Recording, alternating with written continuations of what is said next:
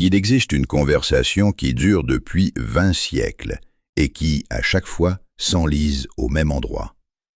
Le chrétien dit aux Juifs, « Vous attendez vous-même le Messie, alors pourquoi ne reconnaissez-vous pas Jésus ?» Le Juif répond, « Parce que le Messie, c'est tout autre chose. » Le chrétien s'étonne, « Comment tout autre chose, alors que vous lisez tous les deux les mêmes prophéties ?» Et c'est précisément dans cet étonnement que se cache quelque chose de bien plus profond qu'un simple désaccord sur une personne particulière. Car les deux interlocuteurs ont en un sens raison. Ils lisent effectivement les mêmes textes, et chacun a des raisons sérieuses pour sa position. Pour comprendre pourquoi cette conversation s'enlise précisément là, il faut réaliser une chose. Le mot « Messie » dans les deux traditions sonne de la même manière, mais porte des charges sémantiques fondamentalement différentes. Tellement différentes que lorsque, au 1er siècle de notre ère, est apparu un homme concret, Jésus de Nazareth, les uns ont dit « c'est lui » et les autres ont dit « non, ce n'est pas cela ». Et ce « non » a été prononcé non par entêtement ou par ignorance, mais par une compréhension concrète de ce que le Messie devait être et de ce qu'il devait précisément accomplir. Une compréhension qui découle directement des textes des prophètes écrits 7 à 8 siècles avant cet événement. Il est intéressant de noter que les deux interlocuteurs de cette conversation se considèrent fidèles au même texte. Le chrétien dit « Ce sont précisément ces textes prophétiques qui parlent de Jésus. Voici le serviteur souffrant d'Isaïe. Voici le mystérieux Melchisédek. Voici l'agneau du sacrifice pascal. Tous pointent vers la même personne. » Le Juif répond « Ce sont précisément ces textes qui parlent de conditions historiques concrètes qui ne sont pas encore remplies. Les guerres n'ont pas cessé, le peuple n'est pas rassemblé, le temple n'est pas reconstruit. » Et tous deux ont raison du point de vue de leur méthode de lecture. Et c'est précisément en cela que réside le cœur du problème que nous allons explorer aujourd'hui. La première énigme de notre enquête est la suivante. Le mot « Messie » dans les traditions juives et chrétiennes sonne de la même manière, mais désigne des choses fondamentalement différentes, non pas dans les détails, mais dans l'essence même, dans ce qu'est précisément cette personne, ce qu'elle doit accomplir et comment savoir qu'elle est venue. C'est comme si deux personnes disaient le mot « médecin » et sous-entendaient des rôles complètement différents. L'un pense à un chirurgien qui doit effectuer une opération précise, l'autre à un guérisseur spirituel qui changera le monde intérieur du patient. Un même terme, mais des attentes tellement divergentes que lorsqu'une personne réelle apparaît, l'un dit « c'est lui » et l'autre « non, ce n'est pas cela ». La seconde énigme est encore plus aiguë.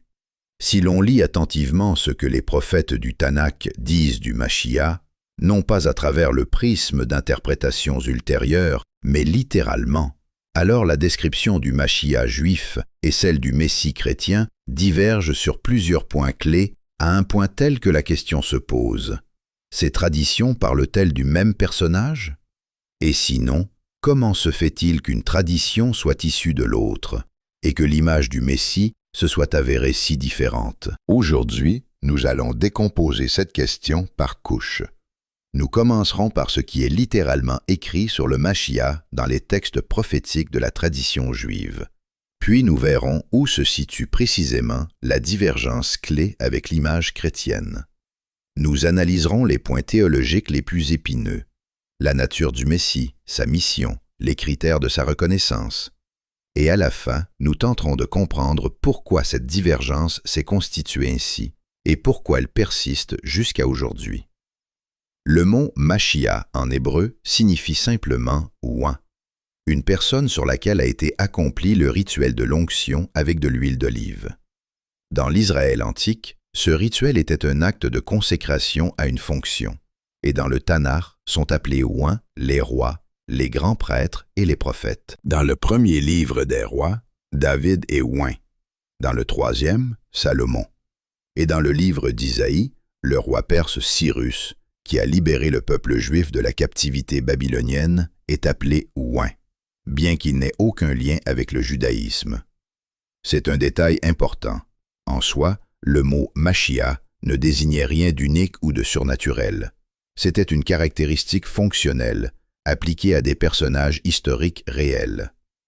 Lorsque les prophètes ont commencé à parler du futur Machia, ils avaient en vue un futur roi de la lignée de David, qui viendrait à un moment particulier et accomplirait des actions particulières. Non pas un Dieu dans un corps humain, non pas un être surnaturel, non pas un rédempteur des péchés de toute l'humanité, mais un roi exceptionnel, juste, sage, à l'époque duquel adviendrait l'ère messianique. Il est fondamentalement important de comprendre que dans cette image, telle qu'elle s'est constituée dans les livres prophétiques du Tanakh, il n'y a rien qui indiquerait la nature divine du Machia, son rôle de médiateur entre Dieu et l'homme, sa mort comme sacrifice rédempteur ou sa résurrection comme signe de la messianité. Ce n'est pas une conclusion arbitraire ni une invention ultérieure des rabbins, spécialement conçue en opposition au christianisme, c'est ce qui découle de la lecture littérale des prophètes dans leur contexte historique, sans présupposer que ces textes parlent d'événements qui se produiront 7 ou 8 siècles plus tard. Voyons ce qu'ils disent précisément, afin que le tableau soit clair et fondé sur les textes, et non sur un résumé. Il est intéressant de regarder pour commencer un texte précis, souvent cité dans la tradition chrétienne comme une prophétie messianique directe. Le 9e chapitre de Zacharie, 9e verset. « Réjouis-toi fort, fille de Sion, pousse des cris de joie, fille de Jérusalem. Voici, ton roi vient à toi.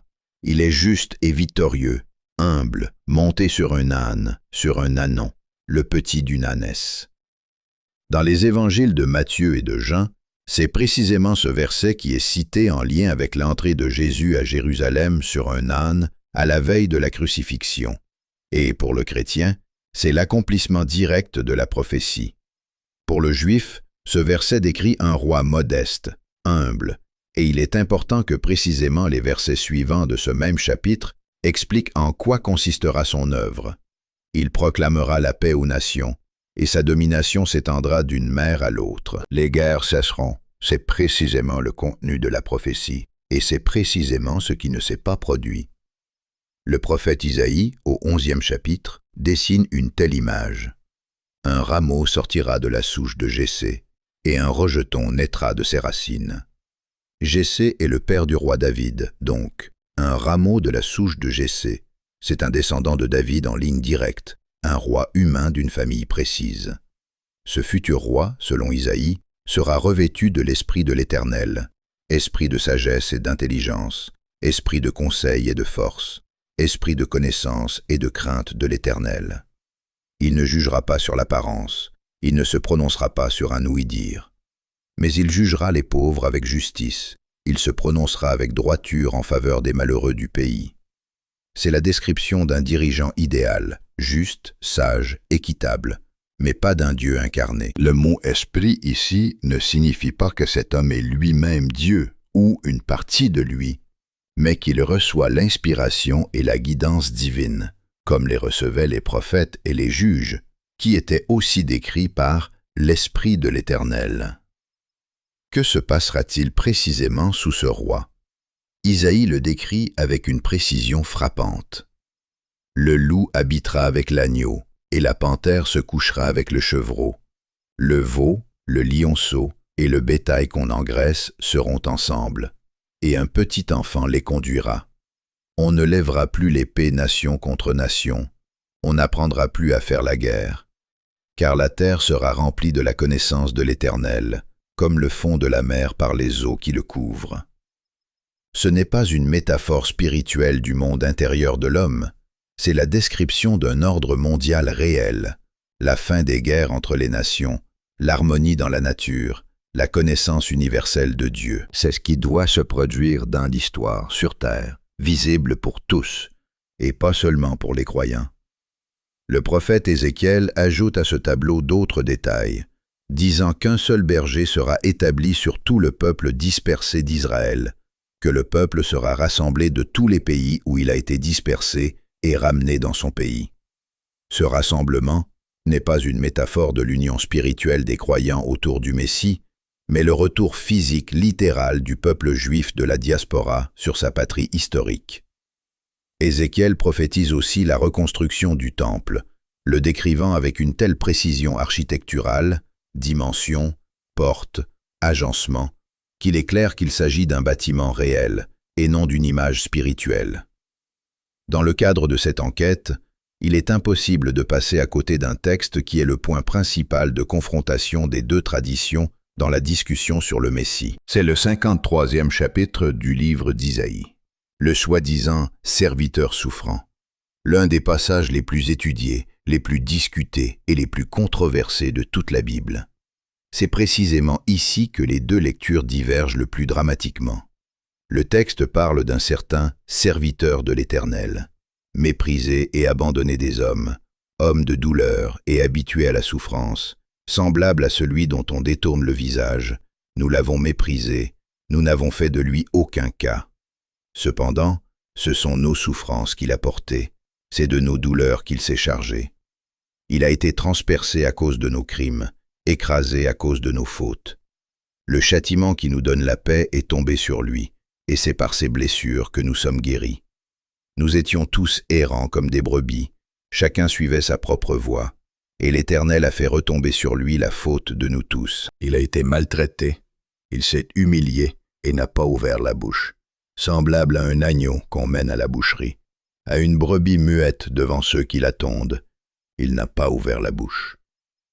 Pour le chrétien, cette description est un portrait presque littéral des souffrances de Jésus-Christ, et c'est précisément cette lecture qui est standard dans la tradition chrétienne depuis les premiers siècles. Un homme de douleur, portant les péchés d'autrui, silencieux devant ses juges, mené à la mort comme un agneau.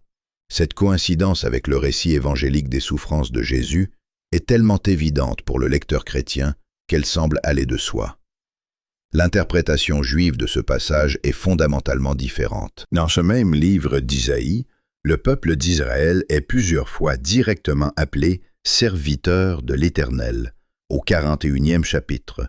« Toi, Israël, mon serviteur, Jacob que j'ai choisi » au 44e, « Et maintenant, écoute, Jacob, mon serviteur, et toi, Israël, que j'ai choisi. » C'est pourquoi la lecture juive du 53e chapitre voit dans le serviteur souffrant l'image collective du peuple juif dans sa souffrance historique parmi les autres nations. Le peuple a été méprisé et abandonné en exil et en dispersion. Les nations regardaient ces souffrances et les prenaient pour un signe de rejet de Dieu, alors qu'en réalité, les souffrances d'Israël portaient en elles un témoignage particulier. La fin du 53e chapitre dit que celui qui a souffert sera élevé, et le judaïsme y voit une prophétie sur la glorification future du peuple qui a traversé toutes les épreuves et préservé sa fidélité. Les biblistes académiques, qui s'efforcent de travailler en dehors des préférences confessionnelles, reconnaissent généralement que ce texte admet les deux lectures, et qu'aucune d'elles n'est clairement erronée d'un point de vue textologique. La grammaire, le contexte, les parallèles avec d'autres passages du livre d'Isaïe, tout cela peut être lu en faveur de l'une ou l'autre interprétation. C'est une conclusion honnête, et elle aide à comprendre pourquoi ce débat ne se résout pas par un simple retour au texte. Le texte lui-même n'impose aucune lecture de manière univoque. Le prophète Zacharie décrit Jérusalem comme la capitale d'un culte universel, où viendront des peuples de tous les coins de la terre, et le 8e chapitre contient une telle image. En ces jours-là, 10 hommes de toutes les langues des nations saisiront un juif par le pan de son vêtement et diront « Nous irons avec vous, car nous avons entendu dire que Dieu est avec vous. » C'est le tableau de la reconnaissance volontaire par tous les peuples de la terre que Dieu s'est révélé à travers le peuple juif. Et c'est aussi un état historique réel et non une expérience spirituelle d'élu. Michée, au 4e chapitre, dit « Il arrivera dans la suite des temps que la montagne de la maison de l'Éternel sera fondée sur le sommet des montagnes, qu'elle s'élèvera par-dessus les collines, et que toutes les nations y afflueront. De leurs épées ils forgeront des oyaux, et de leurs lances des serpes. Une nation ne lèvera plus l'épée contre une autre, et l'on n'apprendra plus à faire la guerre. » De nouveau, la fin des guerres comme événement historique, physiquement observable et ne nécessitant pas la foi pour être reconnue. Toutes ces prophéties ont un trait commun. Elles parlent de ce qui doit se produire dans ce monde, dans l'histoire, et qui sera évident pour toute l'humanité sans aucune conviction religieuse préalable. L'ère messianique n'est pas un secret pour les initiés. Elle est une réalité ouverte à tous. Le prophète Zacharie décrit la restauration de Jérusalem comme capitale et lieu de culte pour toutes les nations. Et Michée ajoute que de Jérusalem sortira la loi et la parole du Seigneur, que toutes les nations cesseront de faire la guerre et commenceront à coexister pacifiquement. Dans le 8e chapitre de Zacharie, on trouve cette image. En ces jours, 10 hommes de toutes les nations saisiront le pan du vêtement d'un juif et diront « Nous irons avec vous, car nous avons entendu que Dieu est avec vous. » C'est une image de la reconnaissance volontaire et joyeuse par tous les peuples de la terre que le peuple juif entretient une relation particulière avec Dieu, et ce n'est pas non plus une métaphore spirituelle, mais un état historique réel. Michée, dans le 4e chapitre, parle avec la même clarté. Il arrivera, dans la suite des temps, que la montagne de la maison de l'Éternel sera fondée sur le sommet des montagnes, qu'elle s'élèvera par-dessus les collines, et que toutes les nations y afflueront. Des peuples nombreux viendront et diront « Venez et montons à la montagne de l'Éternel, à la maison du Dieu de Jacob. » Ils forgeront leurs épées en socs de charrue et leurs lances en serpes. Une nation ne lèvera plus l'épée contre une autre, et l'on n'apprendra plus la guerre. Ce n'est pas une image poétique de la paix dans les âmes, c'est une affirmation concrète selon laquelle les nations cesseront de mener des guerres et cesseront de s'y préparer. Toutes ces prophéties partagent une caractéristique. Elles parlent de ce qui doit se produire dans ce monde, dans l'histoire, et qui sera évident pour toute l'humanité sans aucune conviction religieuse préalable. L'ère messianique n'est pas un secret pour les initiés. C'est une réalité ouverte que tous verront, y compris ceux qui n'ont jamais lu la Bible et n'ont adhéré à aucune religion. Il existe un autre groupe de prophéties concernant l'époque messianique, souvent négligé dans les discussions populaires, mais fondamentales pour comprendre la figure juive du Maquia. Plusieurs prophètes, notamment Zacharie, Ézéchiel et Daniel, parlent d'une guerre qui précède l'ère messianique. C'est la guerre dite de Gog et Magog, un conflit final où les nations s'uniront contre Israël et Jérusalem. Selon ces prophéties, le Maquia, ou Dieu par l'intermédiaire du Maquia, remportera cette guerre, et c'est précisément après cette victoire que s'instaurera l'ère de paix et de connaissance universelle de Dieu. Cette image est importante pour plusieurs raisons. Premièrement, elle montre que l'ère messianique, dans la compréhension juive, n'est pas atteinte par une transformation spirituelle pacifique des cœurs, mais par une confrontation historique réelle et une victoire sur le mal. Le Mashiach n'est pas seulement un maître de sagesse, mais aussi un chef militaire qui remporte la guerre finale. Deuxièmement, l'absence même de cette guerre victorieuse constitue un autre argument du judaïsme contre la reconnaissance de Jésus comme Mashiach. La guerre messianique n'a pas eu lieu, l'ordre mondial n'a pas changé. Jérusalem est restée sous la domination de Rome d'abord, puis d'autres empires. Maintenant, avec cette liste en tête, on peut poser la question que pose le judaïsme. Quelque chose de tout cela s'est-il produit après l'apparition de Jésus? La fin des guerres entre les nations? Non. Au 1er siècle de notre ère, les guerres ont continué, y compris la guerre des Juifs de 66 à 73 de notre ère, qui s'est terminée par une catastrophe pour le peuple juif et la destruction de Jérusalem. Et au cours des 20 siècles suivants, l'humanité a peut-être connu plus de guerres et plus de victimes que pendant tous les siècles précédents, y compris les Premières et Secondes Guerres mondiales, qui ont coûté la vie à des dizaines de millions de personnes. Le rassemblement de tout le peuple juif sur la terre d'Israël. Après l'apparition de Jésus, l'une des plus grandes dispersions de l'histoire juive a commencé. En l'an 70 de notre ère, les troupes romaines ont détruit Jérusalem et le second temple, et les Juifs ont été dispersés dans tout l'Empire. Et en l'an 135, après la révolte de Bar Kokhba, il leur a même été interdit de vivre à Jérusalem. La reconstruction du temple? Au contraire, le temple a été détruit et n'a jamais été reconstruit depuis. À l'endroit où il se dressait se trouve aujourd'hui l'une des mosquées les plus vénérées de l'islam. La connaissance universelle de Dieu, au sens où l'évoque Isaïe. Sur terre, il existe encore des milliers de religions différentes, et aucune reconnaissance universelle visible de Dieu par toutes les nations. La reconnaissance volontaire par les nations que Dieu s'est révélé par le peuple juif? L'expérience de l'histoire, malheureusement, parle plutôt du contraire, principalement dans le contexte de 2000 ans d'antisémitisme chrétien, culminant avec la Shoah. C'est précisément ici, à cet endroit, que le judaïsme et le christianisme ont divergé fondamentalement et ne se sont plus rejoints depuis. Le judaïsme examine cette liste et tire une conclusion logique.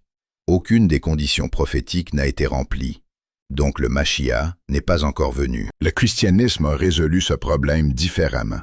Le Messie est déjà venu, mais sa mission n'était pas de changer l'ordre politique du monde, mais d'accomplir la rédemption spirituelle, libérer les hommes de la puissance du péché et de la mort, ce qui est le besoin principal de l'homme. L'accomplissement physique des prophéties se produira lors de la seconde venue, qui est encore à venir. C'est une solution théologiquement élégante, et elle a sa logique interne, mais le judaïsme n'est pas d'accord avec elle, car il estime que reporter les critères d'accomplissement de la prophétie à un futur indéterminé revient à la rendre infalsifiable, c'est-à-dire à la soustraire à toute vérification possible. Selon la compréhension juive, une prophétie est vérifiée par son accomplissement, et si les conditions ne sont pas remplies, alors celui qui est venu n'était pas le Mashiach, et cela ne signifie pas que les critères sont reportés à la prochaine fois.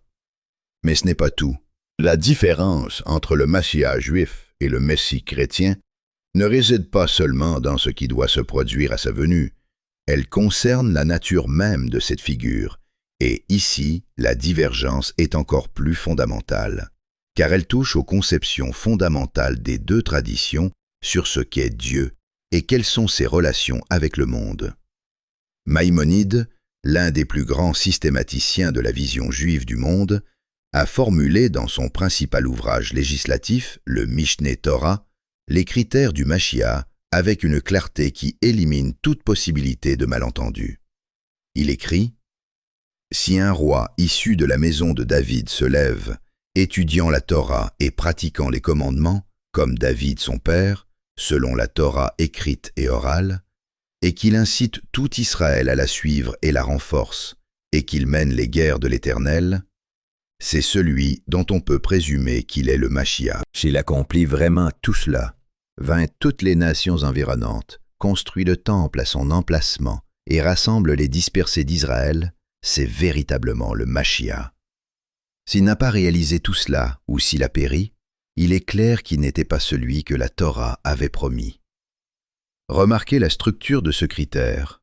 Il s'appuie sur le résultat et non sur le processus, sur les faits et non sur la foi, sur des événements historiques visibles et non sur une expérience spirituelle. C'est pourquoi le judaïsme a pu appliquer ce critère à tous les prétendants messianiques au cours de 20 siècles, à Bar Kokhba, proclamé Mashiach par Rabbi Akiva au IIe siècle, qui périt dans la guerre contre Rome et ne remplit aucune condition, à Sabbatai Tzévi au XVIIe siècle, qui rassembla un immense mouvement dans plusieurs pays et finit par se convertir à l'islam sous la menace d'une exécution, à divers prétendants plus mineurs au fil des siècles, et chaque fois la réponse fut la même.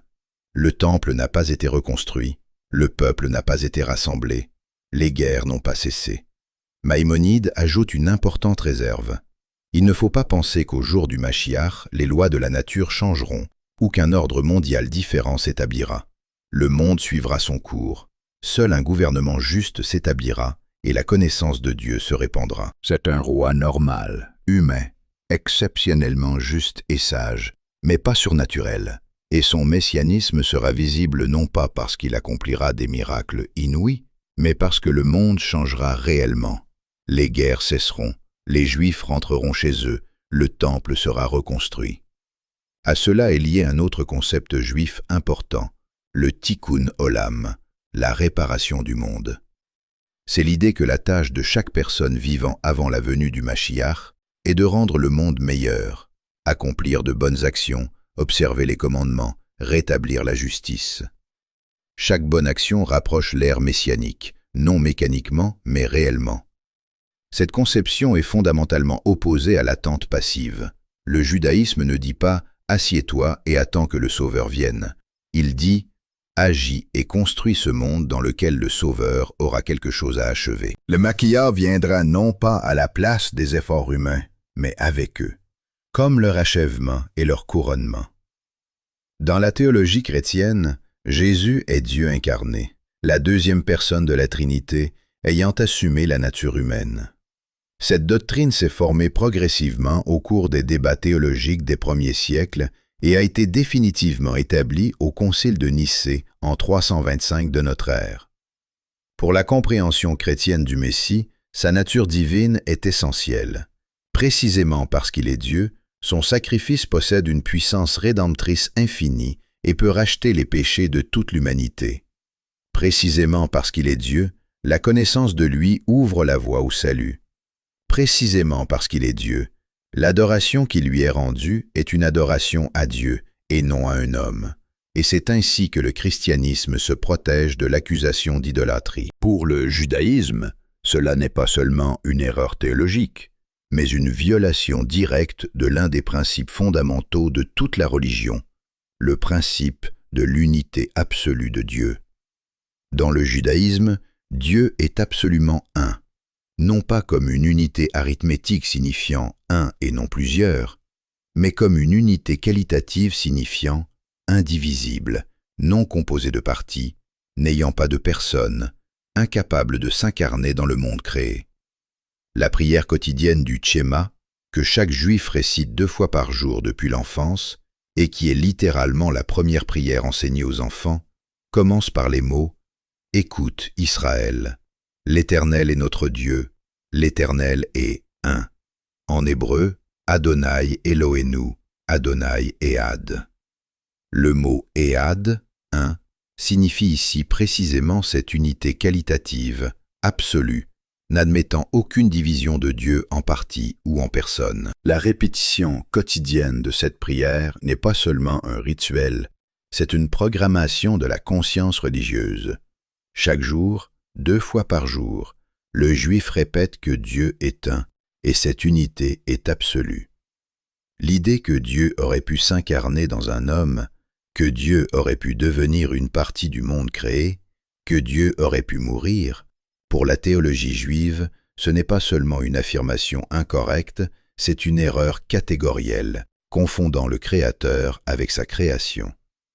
Par définition, Dieu est en dehors du monde et au-dessus du monde, et toute réduction de lui aux limites d'une personne spécifique, vivant à un moment historique précis, viole la notion même de ce qu'est Dieu. Maïmonide, qui a systématisé les fondements de la foi juive au XIIe siècle dans ses 13 principes de la foi, a inclus parmi eux le suivant. « Je crois d'une foi parfaite que le Créateur, béni soit-il, n'est pas corporel, qu'il ne peut être saisi par aucune manière corporelle, et qu'il n'a absolument aucune ressemblance corporelle. » L'incarnation de Dieu dans un homme contredit directement ce principe, donc du point de vue du judaïsme normatif, la doctrine chrétienne de la Trinité est une violation du monothéisme, non pas parce que les chrétiens adorent 3 dieux, mais parce qu'ils divisent Dieu en parties, ce qui, dans la compréhension juive, équivaut à diminuer son unité absolue. C'est pourquoi, pour le judaïsme, le Machiar doit nécessairement être un homme, juste, sage, doté par Dieu de capacités particulières, mais un homme sans aucune réserve. Il ne peut être Dieu, il ne peut être une partie de Dieu, ne peut être fils de Dieu au sens où l'entend la théologie chrétienne. Il est fils de Dieu seulement au sens où, dans le Tanakh, cette expression décrit parfois un roi choisi par Dieu ou l'ensemble du peuple d'Israël, c'est-à-dire une métaphore d'une proximité particulière avec Dieu, d'une élection particulière, d'une responsabilité particulière, et non une description d'un lien ontologique ou d'une nature commune avec Dieu. Cette différence dans la compréhension de la nature du Messie n'est pas une nuance théologique secondaire, c'est une divergence profonde d'où découlent toutes les autres différences. Si le Messie est Dieu, alors sa mission sera inévitablement spirituelle et cosmique, liées à la rédemption des péchés, à la victoire sur la mort, à l'ouverture du chemin vers la vie éternelle. Si le Messie est un homme, alors sa mission sera historique et politique au sens large. L'établissement d'un royaume juste, le rassemblement du peuple dispersé, la fin des guerres.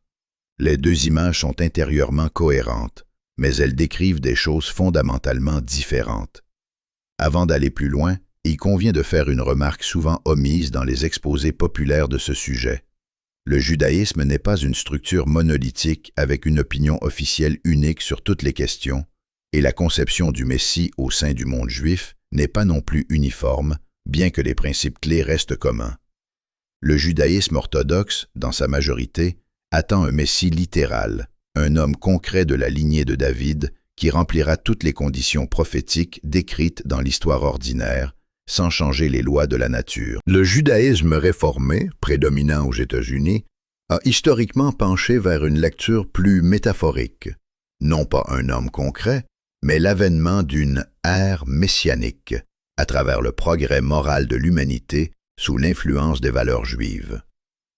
Cependant, après la Shoah, qui a brisé la foi en un progrès moral linéaire, au sein du mouvement réformé également, la voix de ceux qui reviennent à une attente plus traditionnelle est devenue plus forte.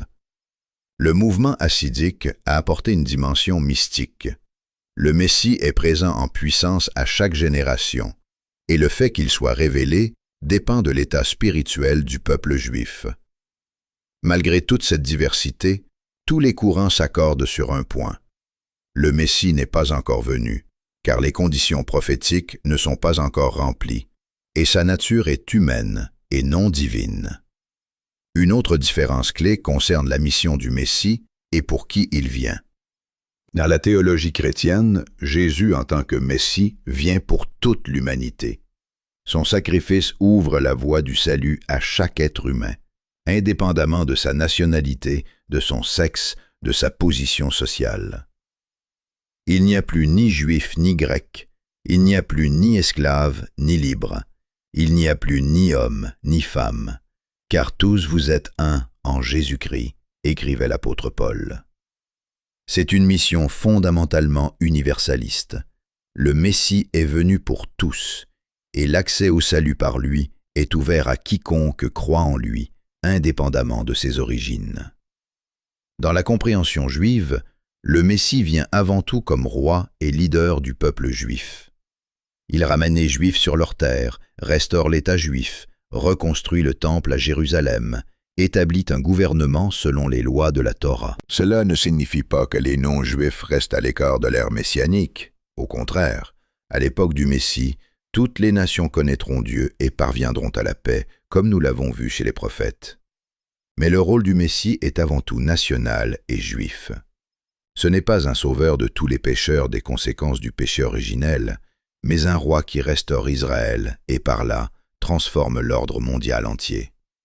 Le Messie juif commence par le peuple d'Israël et atteint à travers lui toute l'humanité. Le Messie chrétien s'adresse directement à toute l'humanité, effaçant la distinction entre juifs et non-juifs comme non essentielle.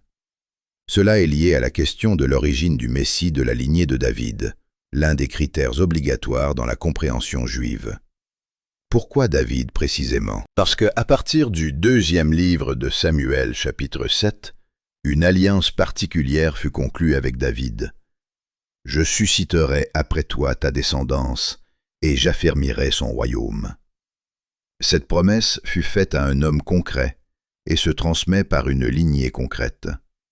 Le Messie est l'héritier de cette alliance précise, pas simplement un bon dirigeant envoyé par Dieu, mais le continuateur légitime de la dynastie sur laquelle repose une promesse particulière.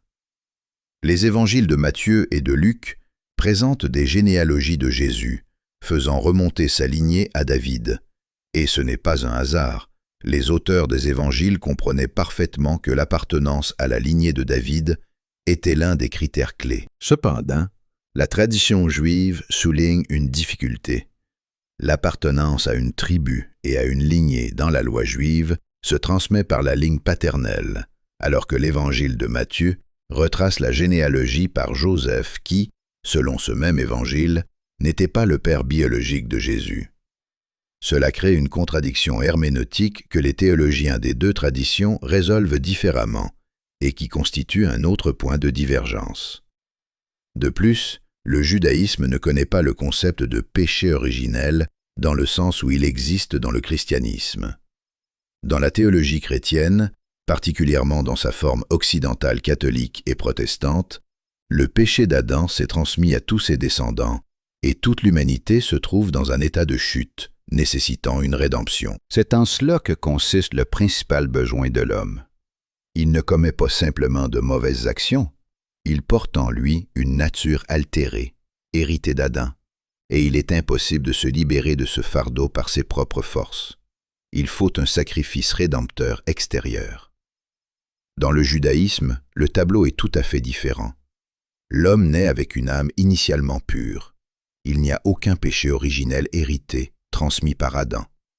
La Torah décrit l'expulsion d'Adam et Ève de l'Éden comme un événement ayant des conséquences pour leur vie, mais non comme une corruption affectant héréditairement chaque personne ultérieure. Chaque individu n'est responsable que de ses propres actes, pas de ceux des autres.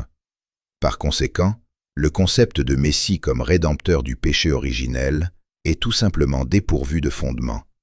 À quoi bon racheter ce qui ne se transmet pas par héritage? Le Messie n'est pas nécessaire pour sauver l'homme d'une corruption héritée, mais pour établir un ordre historique juste sur terre. C'est une différence fondamentale dans la compréhension de la nature humaine qui détermine tout le reste. Il convient ici de faire une pause au milieu de notre enquête et de reconnaître honnêtement que cette conversation n'est pas simplement un débat académique sur des notions théologiques et qu'aucune des parties n'est naïve ou ignorante.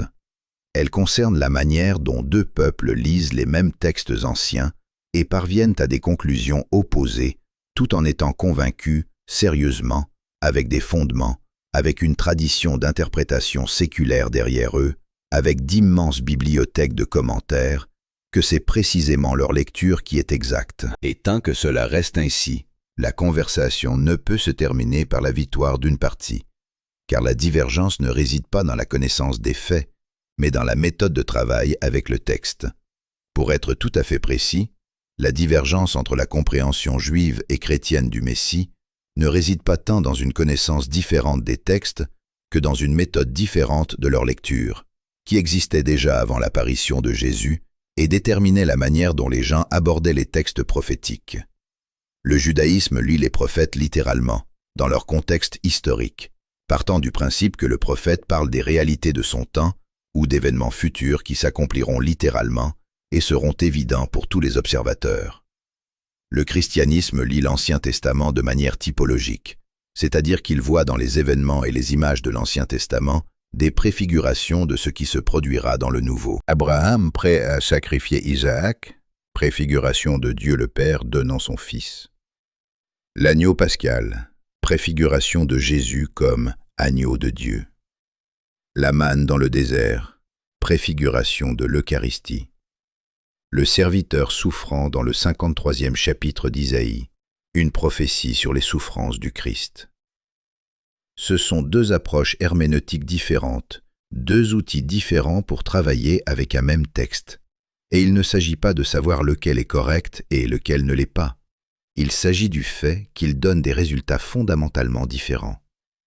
Le lecteur juif, rencontrant chez Isaïe les mots sur le « serviteur du Seigneur », voit le peuple d'Israël souffrant en exil, parce que dans ce même livre, Israël est plusieurs fois directement nommé « serviteur du Seigneur », de manière parfaitement claire, et il n'y a aucune base textologique pour que précisément dans le 53e chapitre, le « serviteur » désigne soudainement quelqu'un d'autre. Le lecteur chrétien voit Jésus, parce que la description des souffrances du serviteur coïncide avec le récit des souffrances du Christ, ce qui, dans une lecture typologique, confirme la justesse de cette lecture, et parce que les auteurs du Nouveau Testament eux-mêmes ont directement cité ce chapitre en l'appliquant à Jésus, créant ainsi une tradition devenue normative pour des milliards de personnes.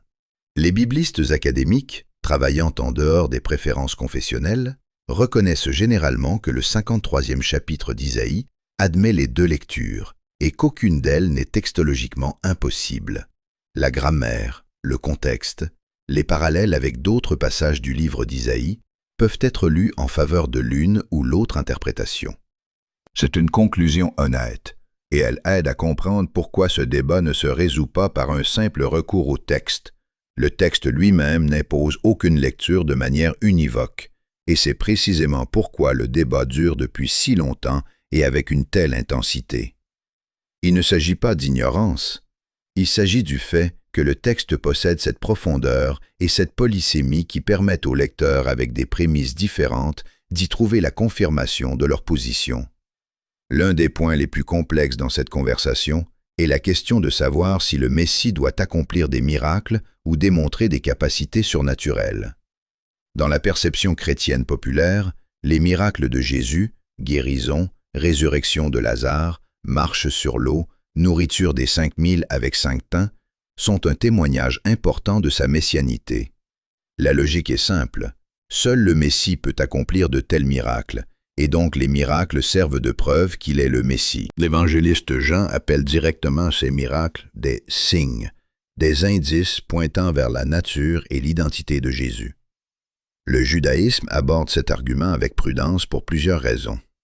Premièrement, dans le Tanakh, des figures non messianiques accomplissent aussi des miracles. Le prophète Élie ressuscite un garçon mort. Élisée multiplie l'huile d'une veuve pauvre.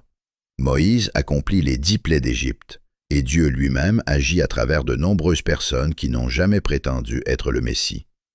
La capacité d'accomplir des miracles, dans la compréhension biblique, témoigne qu'une personne est un prophète ou un messager de Dieu, mais n'indique absolument pas qu'il est le Messie, car il y a eu beaucoup de prophètes, et le Messie sera un seul. Deuxièmement, et c'est fondamentalement important, le Deutéronome, chapitre 13, met directement en garde. Si un prophète ou un visionnaire surgit parmi vous, t'annonce un signe ou un prodige, que ce signe ou ce prodige dont il t'a parlé se réalise, et qu'il dise ensuite « Allons suivre d'autres dieux », n'écoute pas les paroles de ce prophète, car l'Éternel votre Dieu vous met à l'épreuve.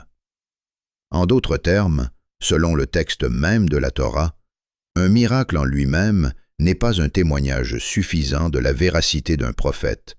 Il peut aussi être une épreuve de fidélité. Le critère de véracité d'une prophétie dans la Torah est l'exactitude de son accomplissement conformément à ce qui a été promis.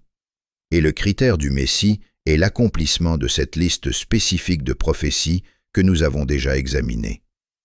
Le miracle est un témoignage supplémentaire, mais pas une preuve en soi, et encore moins un substitut aux conditions historiques remplies. Il y a un autre aspect rarement discuté dans les conversations populaires sur ce sujet, mais qui est très important pour comprendre la position juive. Dans la tradition juive, il existe un principe.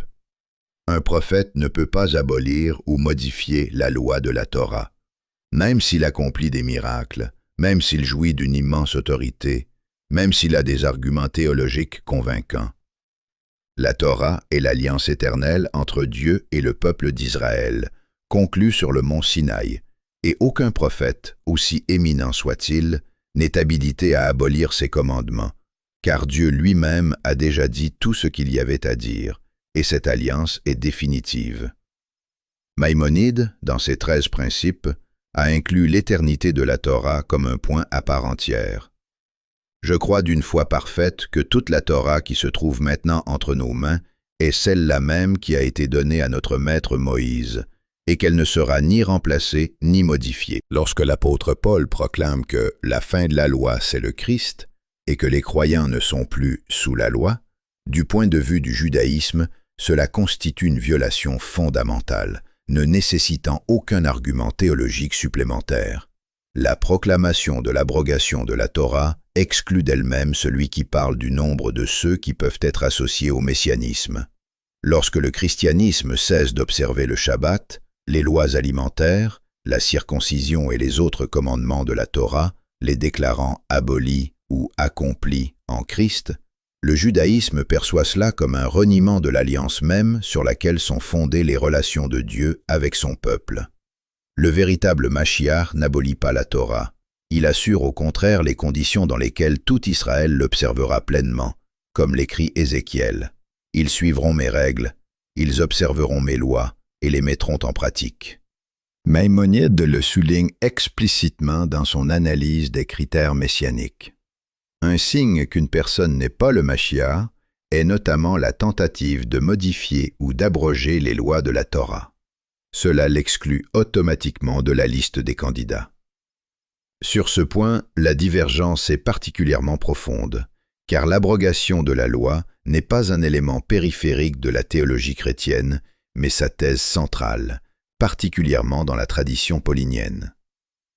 C'est précisément dans le fait que le Christ a accompli la loi et ainsi libéré les croyants de la nécessité de son observance littérale que réside l'une des idées clés du Nouveau Testament. Pour un juif, cela ne sonne pas comme une joyeuse nouvelle, mais comme un signal d'alarme. Parce qu'une telle affirmation, dans le système de pensée juif, est l'un des signes d'un faux prophète cherchant à détourner le peuple de l'Alliance. La divergence ici n'est donc pas seulement une question d'accent, ce sont des conceptions fondamentalement différentes de ce qu'est l'alliance de Dieu avec l'humanité et de la possibilité de la réviser. Il faut aussi dire d'où vient la compréhension chrétienne du Messie comme Dieu incarné et rédempteur, si elle s'éloigne autant de ce qui existait dans la tradition juive avant l'apparition de Jésus.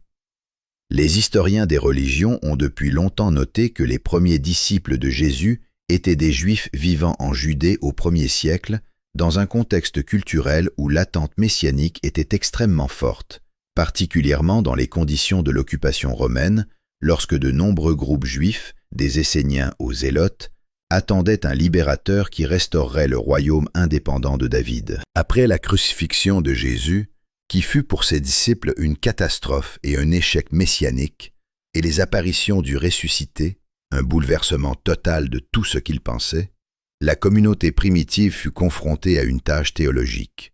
Comment concilier la foi en la messianité de Jésus avec le fait évident que les conditions messianiques n'avaient pas été remplies? Les réponses se formèrent progressivement, à travers une réflexion théologique intense, une relecture des textes du Tanakh à la lumière de la résurrection, une interaction avec la philosophie hellénistique, principalement avec le concept du logos, de la parole, comme médiateur entre Dieu et le monde, développé par le philosophe juif alexandrin Philon, peu avant Jésus, et à travers la confrontation avec les mondes juifs et païens. C'est précisément dans ce processus que se cristallisèrent des concepts absents du judaïsme jusqu'alors. L'idée que le Messie devait mourir et ressusciter, que sa mort avait un caractère rédempteur pour les péchés d'autrui, qu'il était le Fils de Dieu incarné, que sa première venue fut spirituelle, une transformation intérieure de l'homme par la foi, et que la seconde serait historique, une transformation physique de l'ordre mondial.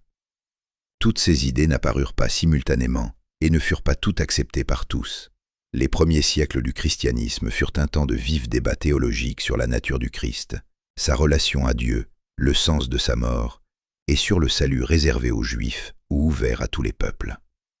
Les conciles de Nicée, Constantinople, Éphèse, Chalcédoine, tous furent des étapes dans la formation de cette image du Christ qui devint par la suite normative. Le résultat fut une image du Messie fondamentalement différente de la conception juive, non pas simplement un roi libérateur, mais un Dieu-homme dont la mission est avant tout spirituelle et cosmique.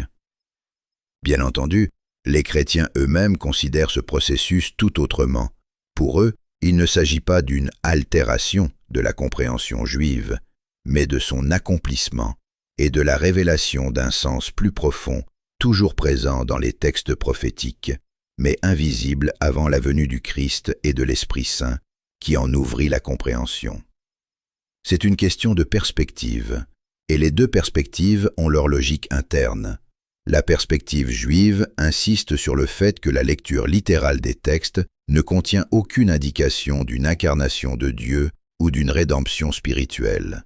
Et la perspective chrétienne répond que c'est précisément la venue du Christ qui a révélé le sens codé dans les textes bien avant. Aujourd'hui, au XXIe siècle, cette conversation est devenue bien plus ouverte et respectueuse qu'elle ne l'a été durant la majeure partie de l'histoire. Au Moyen Âge, Les disputes théologiques entre érudits juifs et théologiens chrétiens se déroulaient souvent dans des conditions très inégales. La défaite de la partie juive pouvait avoir des conséquences dépassant largement le cadre d'un débat académique. Après le Concile Vatican II, qui adopta le document Nostra Aetate en 1965, l'Église catholique reconnut officiellement que les Juifs ne portaient pas de responsabilité collective dans la mort de Jésus et initia un dialogue interreligieux fondé sur le respect mutuel. Théologiens protestants, érudits juifs et penseurs orthodoxes participent de plus en plus activement à des débats académiques où les parties s'efforcent non pas de prouver leur propre justesse, mais de comprendre honnêtement la position de l'autre. Mais la divergence fondamentale demeure là où elle était, dans l'image même du Messie. Et comprendre cette divergence signifie comprendre quelque chose d'important sur la manière dont les traditions religieuses sont structurées et comment un même texte peut engendrer des mondes religieux fondamentalement différents. Les Juifs attendent un roi de la lignée de David, un homme et non un Dieu, qui apportera la paix entre les nations, rassemblera Israël dispersé, reconstruira le temple et remplira la terre de la connaissance du Seigneur, et ce, de manière visible pour tous, ne nécessitant ni foi ni explication théologique. Les chrétiens croient que le Messie est déjà venu, a accompli sa mission principale, la rédemption spirituelle de l'humanité du pouvoir du péché et de la mort, et reviendra pour achever la transformation historique du monde. Ce n'est pas un débat sur des détails. C'est un débat sur ce qui constitue le besoin humain essentiel et sur ce que Dieu a promis pour y répondre.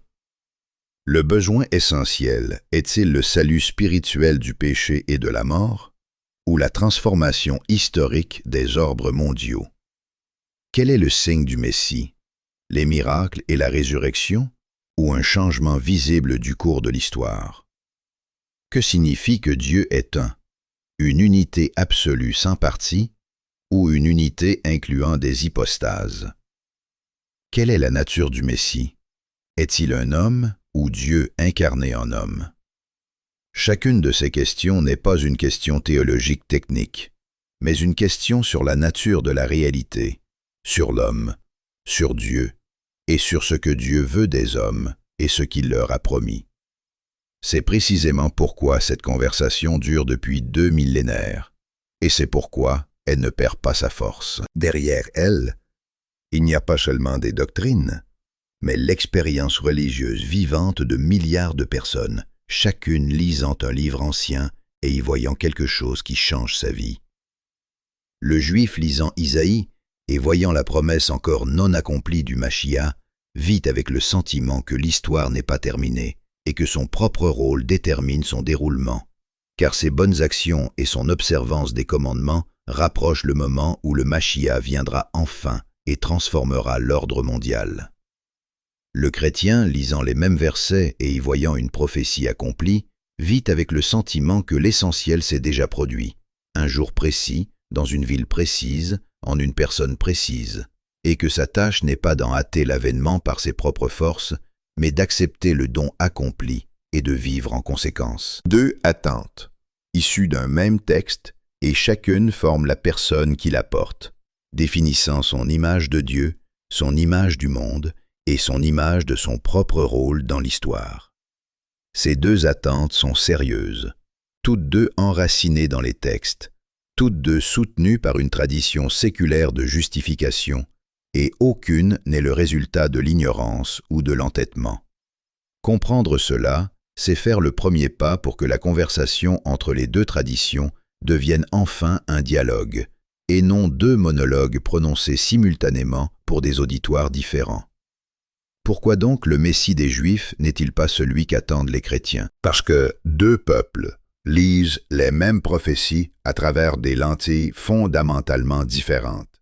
Et ces lentilles se sont formées bien avant l'apparition de Jésus, bien avant le 1er siècle, à partir de compréhensions différentes de ce qu'est Dieu, ce qu'est l'homme, ce qu'est le péché, ce qu'est le salut, et ce que les prophètes ont précisément promis.